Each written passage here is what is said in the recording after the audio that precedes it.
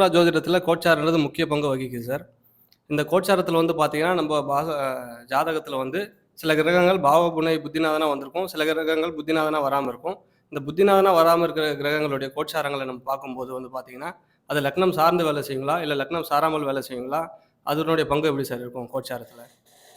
கோச்சாரங்கிறது நடப்பு தசா புத்தி அந்தரம் இருக்கு இல்லையா? இந்த அந்தரம் 4 கிரகங்கள் இந்த கோச்சாரத்தில் நம்மளுக்கு ஒரு செயலை செய்யும். அதனால் ஒரு கோச்சாரங்கிறது என்ன அப்படின்னா, ஒரு தசை புத்தி அந்தரம் சுட்சுமம். தசைங்கிறது ஒரு ட்ரெயினில் உள்ள கடைசி கொடியாட்டி மாதிரி, புத்தின்கிறது அதுக்கு அடுத்த கொடியாட்டி, அந்தரங்கிறது அதுக்கு அடுத்த கொடியாட்டி, கோச்சாரங்கிறது டிரைவர்கிட்ட இருக்க கொடியாட்டி, இன்ஜின்கிட்ட இருக்க கொடியாட்டி. இந்த 4 பேரும் கொடி அசைச்சோன்னா வண்டி மூவ் ஆயிருமா? ஏன்? கோச்சாரங்கிற டிரைவர் அங்கே வண்டியில் இருந்தாலே வண்டி மூவ் ஆகும். கொடியாட்டி ஒன்லி கொடியாட்டுற வேலை மட்டும்தான், இன்ஜினை நகட்டுற வேலை அவங்களுக்கு கிடையாது. அதனால் திசாபுத்தி அந்தரம்ங்கிறது ஒரு கொடியாட்டி. அவர் அந்த உத்தரவை பிறப்பிச்சுட்டு போகிறது தான் அவருடைய வேலை. அந்த கோச்சாரத்தில் அந்த 4 கிரகங்களும் சாதகமாக இருந்தாலே அந்த செயல் நடக்கும். இந்த 4 பேருங்கிறது 4 கொடியாட்டி அந்த ட்ரெயினில் இருந்தாலே வண்டி நகலும். ட்ரெயினில் இல்லாமல் அவங்க வெளியில் நின்னா வண்டி நகண்டுருமா? அப்போ இந்த தசாபுத்திநாதர்களுடைய கோச்சாரங்கிற டிரைவர் அங்கே 4-5 பேர் இருந்தாலே அந்த வண்டி மூவ் ஆகும். அதுபோல் நம்ம மொட்டையாக ஒரு செயலை பார்க்கக்கூடாது. கோச்சாரத்தில் இந்த 4 கிரகங்களும் தசாபுத்தியில் சாதகமாக இருந்தால் தானே இந்த செயல் நடக்கும்னு நம்ம முடிவு எடுப்போம். அப்போ அதே கிரகம் கோச்சாரத்திலும் சாதகமாக இருக்கணும்ல, இருந்தால் தானே அந்த செயல் நடக்கும். அப்போ கோச்சாரத்தில் சாதகமாக இருக்காதான்னு பார்க்கணும். அந்த கேள்விக்குரிய பாவத்தை காட்டணுங்கிற அவசியம் கிடையாது. அதுக்கு 8 புரணா பாவம் காட்டாமல் இருந்தாலே கோச்சாரங்க ஆக்டிவேட் ஆகும். அதனால் தசாபுத்திநாதர்களுக்கு தான் கோச்சாரத்தில் முக்கியத்துவம் தரணும். இப்போ பாரம்பரிய ஜோதிடத்தை பார்த்துக்கிட்டிங்கன்னா, ஒரு உதாரணத்துக்கு எடுத்துக்கிட்டோம்னா, குரு தசாபுத்தி அந்தரமே நடக்காது. குரு பயிற்சியை போய் விழா எடுத்து கொண்டாடிக்கிட்டு இருப்பாங்க. குருவை போய் குரு பார்த்த உடனே எல்லாம் தள்ளிடுமா, அள்ளி கொட்டிடுமா நம்மளுக்கு? குருவின் தசாபுத்தி வந்தால் தான் கொடுக்க முடியும். இப்போ நான் உங்கள்கிட்ட 1000 ரூபா வாங்கியிருக்கேன், கடை வாங்கியிருக்கேன். அந்த 1000 ரூபாயை கொடுக்கணும்னா நீங்களும் நானும் சந்திச்சா தானே நீங்கள் உங்கள்கிட்ட நான் கொடுக்க முடியும்.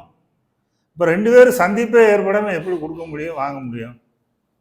அப்போ தசாபுத்தி அந்தரத்தில் ஒரு விஷயத்துக்கு தொடர்பு ஏற்படாமல் அந்த நிகழ்வு நடக்கவே நடக்காது. எல்லாரும் சனிப்பெயர்ச்சி குறுப்பெயர்ச்சின்னு கூட்டமாக போய் காசை வீணாக செலவழிச்சுக்கிட்டு இருக்காங்க. அதுக்கும் இதுக்கும் சம்மந்தமே கிடையாது. உங்களுக்கு என்ன தசாபுத்தி நடக்கிறதோ அந்த கிரகத்தின் கோச்சாரத்தை தான் பார்க்கணும். சனி ராகு ஏது மட்டும்தான் பயிற்சி ஆகுதா? எல்லா சந்திரன் கூட தினசரி பயிற்சி ஆகிறான்ல, ஏன் அதை முக்கியத்துவம் தரமாட்டீங்க? அது நாள்பட்டு நகர்றதுனால அது விசேஷமாக இவங்களாக பில்டப் பண்ணிக்கிறாங்களே வெளியே, அதுக்கும் இதுக்கும் சம்மந்தமே கிடையாது. நம்ம விதிப்பயன் பாவமுனை என்ன தொடர்பு வச்சுருக்கோ அந்த தொடர்பை மீறி உங்களால் எதையும் நீங்கள் அனுபவிக்கிறதுக்கு உங்களுக்கு அங்கே அதிகாரமே அங்கே கிடையாது.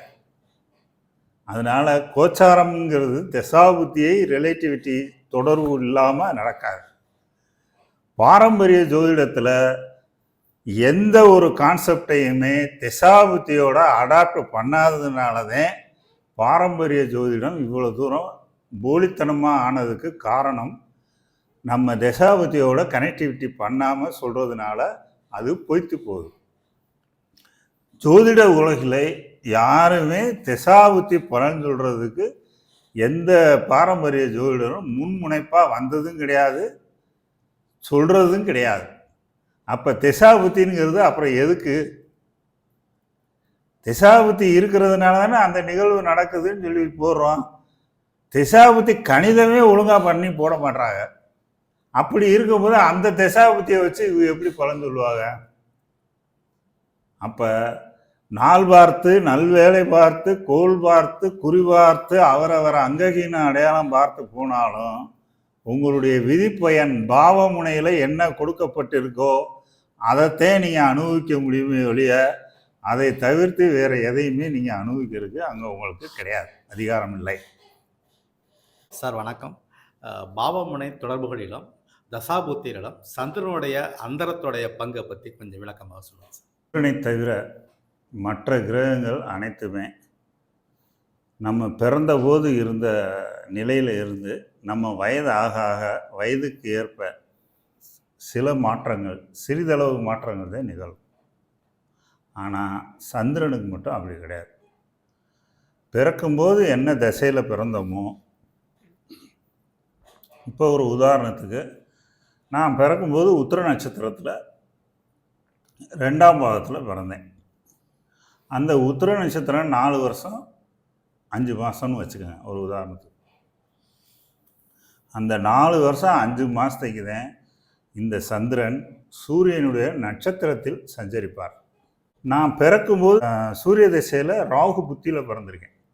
அப்போ என்னுடைய திசாபுத்தியில் சூரிய திசை ராகு புத்தி தான் ஸ்டார்டிங் திசாபுத்தியாக இருக்கும். அப்போ ராகு, குரு, சனி, புதன், கேது, சுக்கிரன் இந்த 6 புத்தியை சந்திரன் கடக்கும்போது திசை சூரியனுடைய நட்சத்திரத்தை தான் சந்திரன் இருப்பார். ஃபஸ்ட்டு புத்தி ராகு புத்திங்கிறதுனால சூரிய திசை ராகு புத்தியில் சந்திரன் சூரியன் நட்சத்திரம் ராகு உபநட்சத்திரத்தில் இருப்பார். அடுத்து 2வது புத்தியில் சூரியன் நட்சத்திரம் குரு உபநட்சத்திரத்தில் இருப்பார்.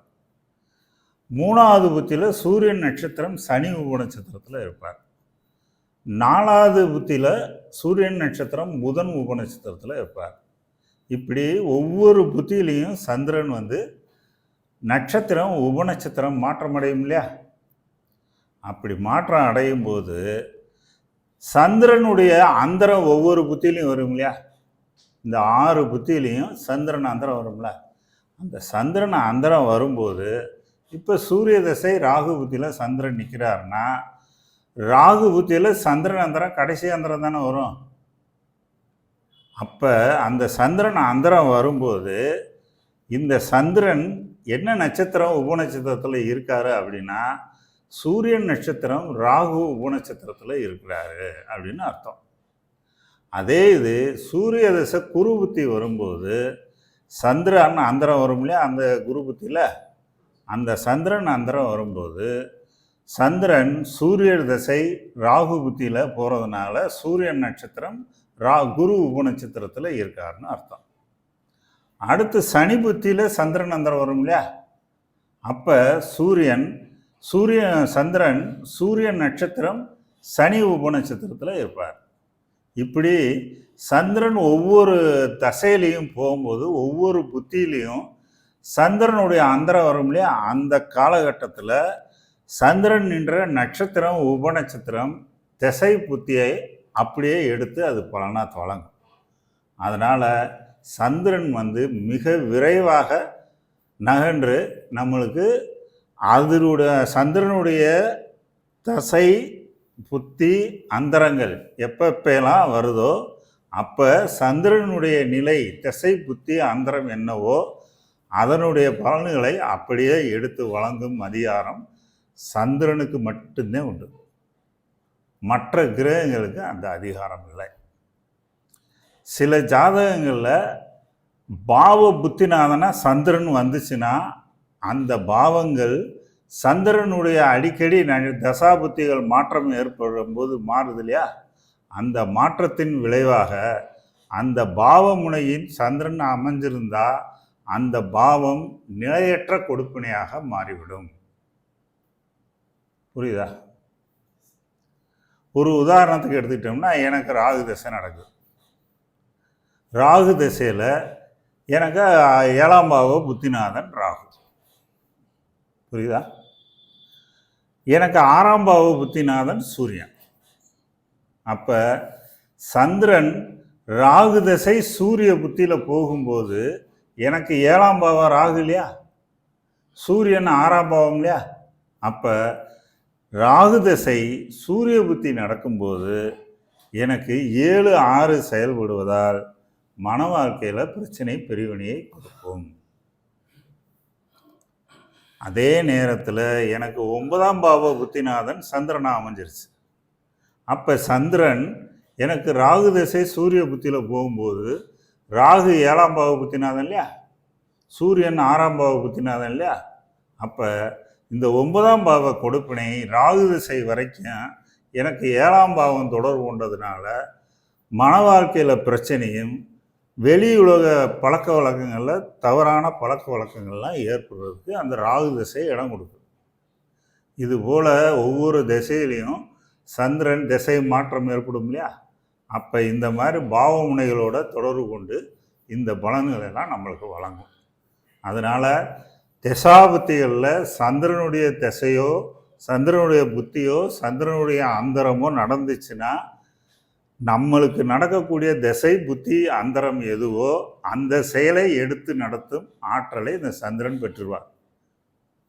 மற்ற கிரகங்களுக்கு இந்த ஆற்றல் கிடையாது. இந்த மாதிரி சந்திரன் நகண்டுக்கிட்டே இருக்கிறதுனால பிறக்கும்போது இருந்த நிலையில இருந்து 3 ராசிக்குள்ளதே சந்திரன் நம்ம ஆயுள் காலத்துக்குள்ள நகர்வார். அப்போ அந்த 3 ராசிக்குள்ள அந்த கிரகங்கள் இருக்கும்போது அந்த கிரகங்களை டச் பண்ணிட்டு தானே போகும் தசாபுத்தியில். அப்போ அங்கே கிரக நெருக்கம் பாவ நெருக்கம் அப்படிங்கிற செயல்பாடை சந்திரன் திடுதுப்புன்னு ஒரு செயலை செய்வார். இப்போ ஒரு உதாரணத்துக்கு எடுத்துக்கிட்டிங்கன்னா, எனக்கு ராகு திசை புதன் புத்தி 4ஆம் பாவம் இருக்கு இல்லையா, 4ஆம் பாவம் எனக்கு ராகு திசை புதன் புத்தியில் விழுது. எனக்கு சந்திரன் துலாத்தில் ராகு திசை புதன் புத்தியில் போகும்போது சாப்பாட்டுக்கே கஷ்டப்பட்டுக்கிட்டு இருக்கேன். அந்த சூழ்நிலையில் காலையில் 10 மணிக்கு ஒருத்தர் ஒரு 40,000 ரூபா கொடுக்குறாரு. 11:30 மணிக்கு போய் ஒரு ப்ராப்பர்ட்டி போய் வாங்குகிறேன். 1.5 மணி நேரத்தில் என் வாழ்க்கையில் ஒரு புது அசட்டு ஒன்று வாங்க வைக்கும். இந்த மாதிரி செயல்பாடுகள்லாம் சந்திரன் தான் செய்வார். எனக்கு 4ஆம் பாவ ஆரம்ப முனை புதன் திசை ராகு திசை புதன் புத்தியில் இருக்கிறதுனால துலாத்தில் 12ஆம் வீட்டுக்குள்ளே இருந்துக்கிட்டு சந்திரன் ராகு திசை புதன் புத்தி சுக்கிரன் அந்தரம் வரும்போது அந்த சுக்கிரன் 4ஆம் பாவ ஆரம்ப முனை ராகு திசை புதன் புத்தி சுக்கிரன் அந்தரத்தில் விழுந்ததுனால அந்த 1 டேல திடுதுப்புன்னு சந்திரன் எனக்கு அந்த திடீர்னு ப்ராப்பர்ட்டி வாங்க வைக்கும்.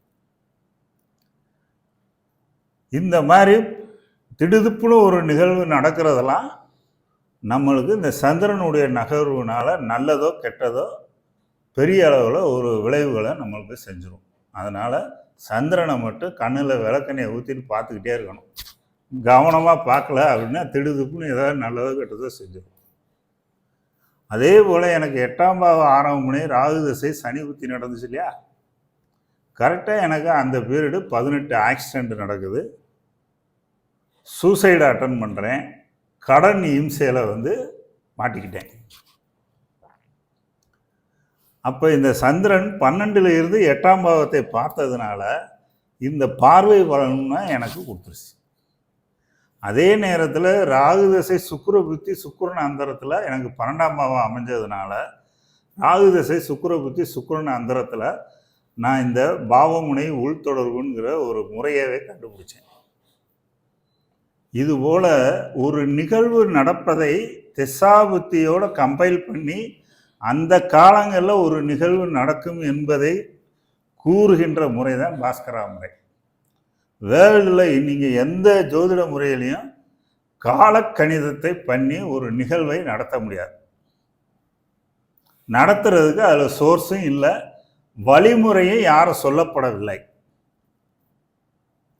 அதனால் பாஸ்கரா ஜோதிட முறையில் மட்டும்தான் நீங்கள் தசாபுத்தி அப்ளிகேஷனுங்கிறது சொல்ல முடியும். வேறு எந்த முறையிலையும் நீங்கள் தசாபுத்தி பலன் சொல்ல முடியாது. சொல்கிறதுக்கு அந்த சோர்ஸ் இல்லை.